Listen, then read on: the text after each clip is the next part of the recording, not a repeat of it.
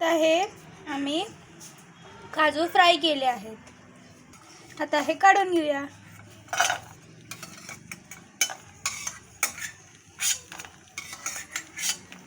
आता ह्याच्यामध्ये आम्ही आता कांदा कट केलेला फ्राय करायला टाकते.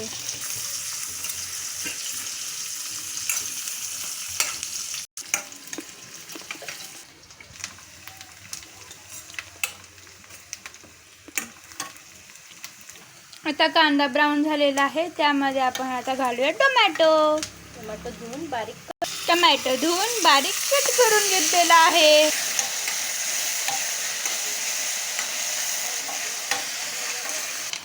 आता ह्याच्यामध्ये आपण कढीपत्ता नेसलेला आहे, तेजपान, दालचिनी,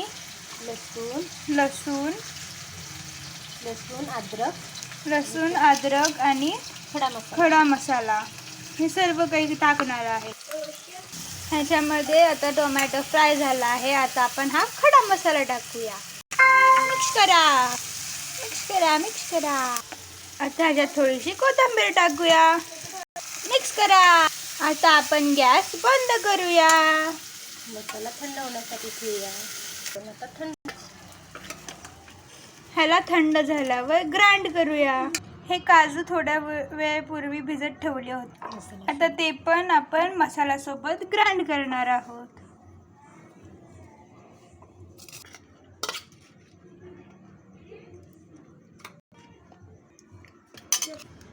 हे ग्राइंड केलेलं आहे. आता आपण त्याला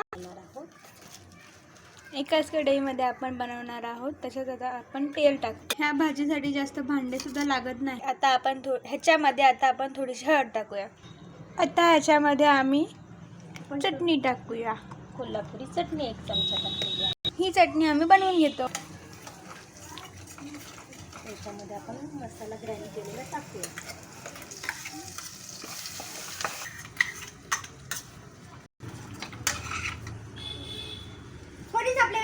आता आपण त्याच्यामध्ये टाकू 1 चमचा धना पावडर. मसाला तेल सुटेपर्यंत आपण फ्राय करूया. आता ह्याच्यामध्ये आपण थोडंसं पाणी टाकूया.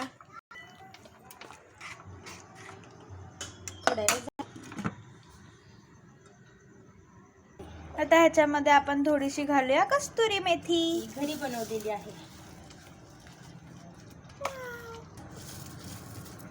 छान लागते. कस्तुरी मेथीमुळे टेस्ट छान लागते. आता त्याच्यामध्ये आपण घालूया चवीनुसार मीठ. आता हे फ्राय केलेले काजू, कॅशनट.